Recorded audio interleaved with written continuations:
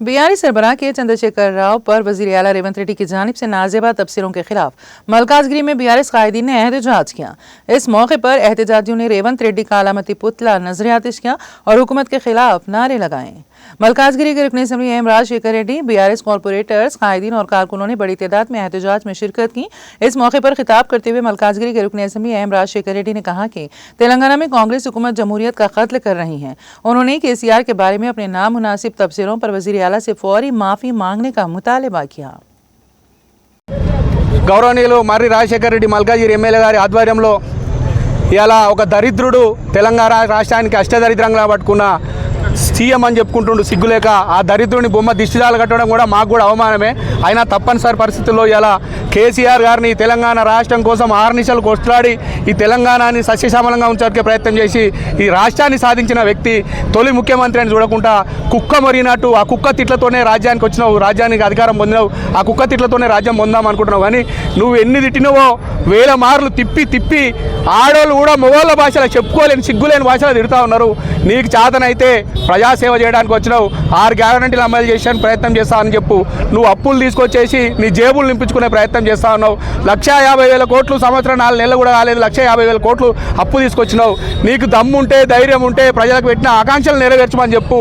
ఒక మాజీ ముఖ్యమంత్రి రాష్ట్ర సాధకుని పట్టుకొని నిన్ను స్ట్రెచ్చర్ ఎక్కిస్తాం, నీ సాగు చూడడానికి చెప్పినాం, నీ కొడుకుని బొమ్మ పెట్టడానికి కాదు స్థలం పెట్టిండు సెక్రటరీ ముందట, సిగ్గుచరం ఉందా నీకని అడుగుతా ఉన్నాం। నిన్ను అంటున్నామా 6 పథకాలు అమలు చేయలేదు, నా కొడుక సాగు నా కొడుకు అని నిన్ను అంటున్నామా? నేను అనం, ఎందుకంటే సీఎం కాబట్టి। నువ్వు రైతులకు నీళ్ళు ఇస్తా అని చెప్పినావు, కరెంట్ ఇస్తా అని చెప్పినావు, సావరం ఉండకూడదు కానీ నిన్ను అంటున్నామా? మేము అనం నిన్ను, ఎందుకంటే నువ్వు రాష్ట్ర ముఖ్యమంత్రి కాబట్టి। మా టీఆర్ఎస్ పార్టీ నాయకులకు ఆత్మాభిమానం ఉంది।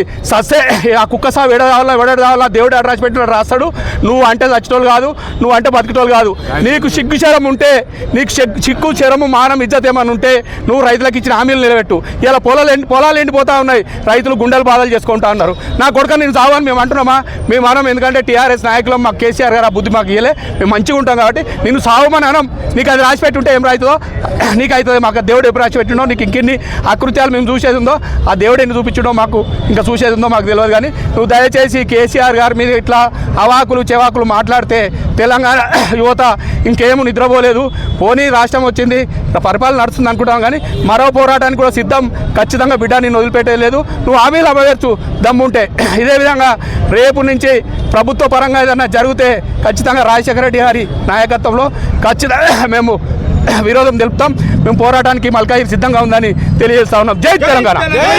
తెలంగాణ ప్రదాత, తెలంగాణను అభివృద్ధి పదంలో తీసుకెళ్ళి 10 ఏళ్ళు బంగారు తెలంగాణ దిశగా అడుగులేయించిన మన కేసీఆర్ గారి పైన ప్రస్తుత ముఖ్యమంత్రి గారు అనుచిత వ్యాఖ్యలు చేయడం, అదేవిధంగా మొన్న అసెంబ్లీలో జగదీష్ రెడ్డి గారిని సస్పెండ్ చేయడం లాంటి చర్యలు చేపట్టి ఇలా ప్రజాస్వామ్యాన్ని కాంగ్రెస్ ప్రభుత్వం కూలి చేస్తుంది।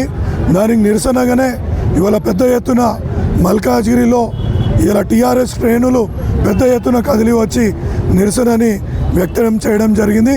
ఇకనైనా మీకు ప్రజలు ఒక అధికారం ఇచ్చిండ్రు, ప్రజల పక్షాన నిలబడి ప్రజలకు ఏవైతే మీరు 6 గ్యారంటీలు ఇచ్చిండ్రో వాటిని నెరవేర్చే క్రమం మీ దృష్టి పెట్టాలి, కానీ ఇలా ప్రతిపక్షంలో ఉన్న నాయకులను విమర్శించి వాళ్ళని గొంతు నొక్కే కార్యక్రమం చేపట్టొద్దని ఈ సందర్భంగా తెలియజేస్తూ ఇవాళ ఇటువంటి చర్యలు మానుకోవాలా, ప్రజా సంక్షేమం చేయాలని మరొక్కసారి కాంగ్రెస్ ప్రభుత్వాన్ని కోరుతూ ఈ యొక్క చర్యలను మానుకోవాలని మరీ తెలియజేసుకున్నాం।